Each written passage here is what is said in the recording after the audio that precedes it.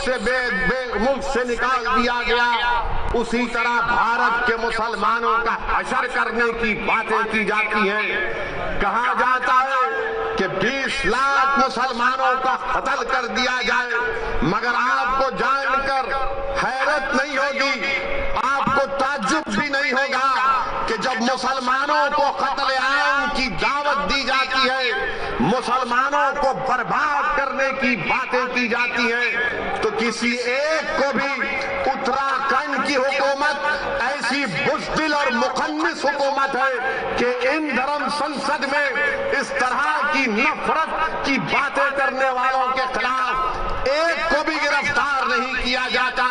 और जो जहर उगल रहे थे वो उल्टा पुलिस के पास जाकर कुरान करीम अल्लाह के कलाम के ताल्लुक से एफआईआर दर्ज करते हैं और मुस्कुराते हुए बात कर रहे हैं। ये भारत है जिसको हमारे बुजुर्गों ने अंग्रेजों से आजाद करवाया था।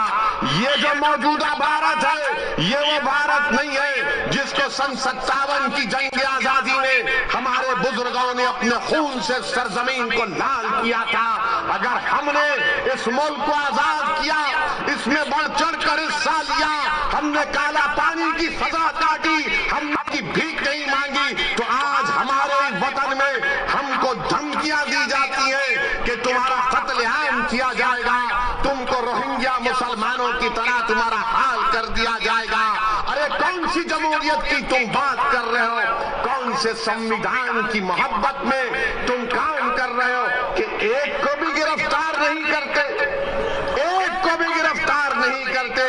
बताओ नरेंद्र मोदी, बताओ अमित शाह, बताओ उत्तराखंड की बीजेपी की सरकार, आज तुम्हारी नाक के नीचे खड़े होकर भारत की सबसे बड़ी अक़लियत मुसलमानों से इस तरह की धमकियां दी जा रही है और कोई हुकूमत कोई बात नहीं करती। सबसे पहले अगर उत्तराखंड में किसी ने इन जालिमों के खिलाफ अगर कंप्लेन दी तो उसका नाम नैयर काज़मी मजलिस इत्तेहादुल मुस्लिमीन के सदर थे।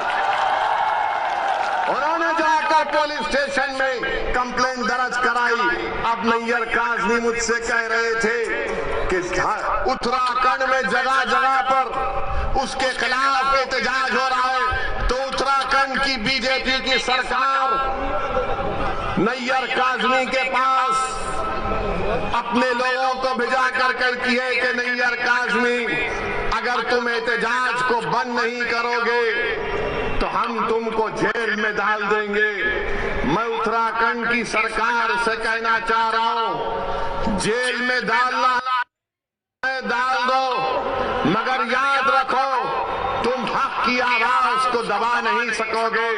अगर आज नैयर काज़मी ने कंप्लेन दी तो भारत के संविधान को बचाने के लिए कंप्लेन दी।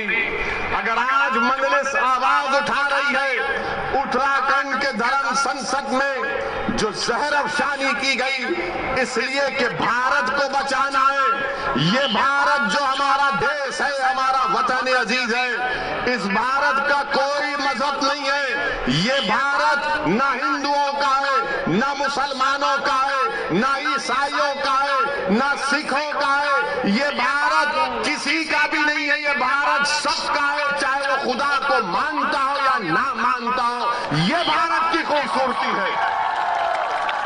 बीजेपी इसको सिर्फ एक मजहब से जोड़कर ये बताना चाहती है कि ये मुल्क सिर्फ एक मजहब का है या एक आरएसएस की आइडियोलॉजी के मानने वालों का है। आरएसएस वालों, तुम क्या एक मिसाल पेश कर सकते हो कि मुल्क की जंग आजादी में तुम्हारे कौन से लोगों ने अंग्रेजों के खिलाफ आजादी में हिस्सा लिया? क्या तुम्हारे किसी एक लीडर का तुम नाम बता दो? अरे तुम तो अंग्रेजों से मिले हुए थे। तुम्हारे उस वक्त के सर संचालक ने कहा था, तुम्हारे उस वक्त के सर संचालक ने कहा था कि आजादी की लड़ाई में हिस्सा मत लो। नाम लो मैं उनका। मेरे अजीज दोस्तों और बुजुर्गों, आज आरएसएस भारत के मुसलमानों को देशभक्ति सिखा रही है। जब जरूरत थी अंग्रेजों के खिलाफ लड़ने की तो आप तो खामोश बैठे हुए थे। जब जरूरत थी जेल को जाने की तो आप अपने घर में बैठे हुए थे। अरे हमने हर मैदान में इस मुल्क को अंग्रेजों की गुलामी से आजाद करवाया। नरेंद्र मोदी की जबान से आप कभी नहीं सुनेंगे कि आरएसएस ने इस मुल्क की आजादी के लिए अपना खून या पसीना बहाया। नरेंद्र मोदी बात करेंगे औरंगजेब की,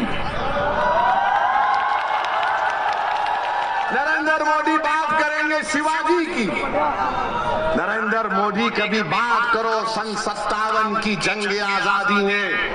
बताओ ये लोग आज जो नफरत फैला रहे हैं इनका क्या रोल रहा? इनका कोई रोल नहीं रहा। बात करते हैं तो जिना की बात करते हैं। अरे इसी सरजमीन से हमने टू नेशन थियरी को रिजेक्ट किया, मुस्तरद किया। हमने इंडियन नेशनलिज्म और कंपोजिट कल्चर की बात की थी। अगर आज हम यहाँ पर सहारनपुर में हैं, देवबंद में हैं, गंगों में हैं, तो वो जिना के पैगाम को ठुकराने की सबसे बड़ी जीती जागती मिसाल है। मगर इनको सिर्फ जिना याद आता है। समाजवादी को भी आजकल जिन्ना याद आ रहे हैं। अखिलेश को भी जिन्ना जबान पर चढ़ गया। बीजेपी के तो दिलो दिमाग पे चढ़ता ही रहता है।